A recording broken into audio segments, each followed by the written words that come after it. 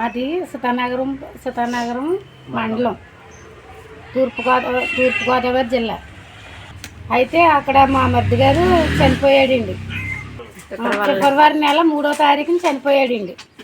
3వ తారీఖున చనిపోతే 3వ నెలలో 6వ నెలలో డబ్బులు పడిపోయినాయండి గవర్నమెంట్ ద్వారాగా. పిల్లకి డబ్బులు వాళ్ళ భర్త చనిపోయినందుకు డబ్బులు వేశారండి గవర్నమెంట్. మట్టి ఖర్చుకి చనిపోయిన రోజున 5వ రోజున మట్టి ఖర్చుకి 10,000 ఇచ్చారండి. 10,000 ఇస్తే 10,000 కూడా మాకు చెప్పలేదండి. మేము డబ్బులు అడుగుతున్నామండి. ఇలాగ యేసు చనిపోయాడు కనుక మా వాళ్ళ భర్త మాకు డబ్బులు పడతాయి కనుక అమ్మాయికి ఆ డబ్బులు గవర్నమెంట్ ద్వారా వచ్చిన డబ్బులు పడ్డాయా లేదా మేము ప్రతిసారి కూడా వివరించామండి. ఇప్పుడు దాకా వివరిస్తే వాలంటరీ ఏమన్నాడంటే పైకి కాగితాలు వెళ్ళలేదు, రావు. అతను హైదరాబాద్ ఏంటంటే ఉండేవాడు, కోట యాడ్ అవుతలేదు, ఆ డబ్బులు కాగితాలు వెళ్ళలేదు, ఇక్కడే ఉన్నాయని చెప్పారండి.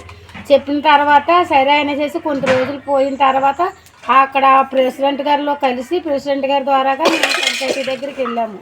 పంచాయతీ దగ్గరికి వెళ్తే అక్కడ పంచాయతీలో అన్నారు 10,000 మట్టి ఖర్చుకి ఇచ్చామమ్మ, 90,000 బ్యాంకులో పడిపోయి అని అన్న తర్వాత నేను బ్యాంక్ బుక్ పట్టుకెళ్ళి చెక్ చేసుకుంటే పట్టుకెళ్ళానండి.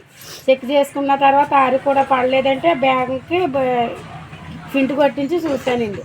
చూసిన తర్వాత 10,000 పడ్డా కాడి నుంచి 20వ తారీఖు 22వ తారీఖు కాడి నుంచి 10,000 తీసేసారండి. తీసేసిన తర్వాత ఎవరు తీశారు ఏంటని ఇవన్నీ చూపించుకుంటే వాలంటరీ ద్వారాగా అమ్మాయితో స్తంభం వేయించుకుంటే వాలంటరీ తీసేసుకున్నాడండి. తీసేసుకుంటే మేము అడిగితే మేము అసలు ఎవరం కూడా మాకు తెలియదు, మేము తీయలేదు అన్నట్టుగా మాట్లాడాడండి. మాట్లాడితే సరే మాకు న్యాయం చేసి వాళ్ళు ఎవరున్నారో అని అనేసి మేము వెళ్ళి పోలీస్ స్టేషన్ దగ్గరికి వెళ్ళిపోయాం. పోలీస్ స్టేషన్ దగ్గరికి వెళ్ళాక కూడా మేము తీయలేదు అని పెద్ద మనుషుల దగ్గర బొంకేశాడు. బొంకేసిన తర్వాత వెస్సీ గారికి ఆకేసి వెస్సీ గారు అడిగిన తర్వాత నేను తీశాను అని చెప్పాడండి.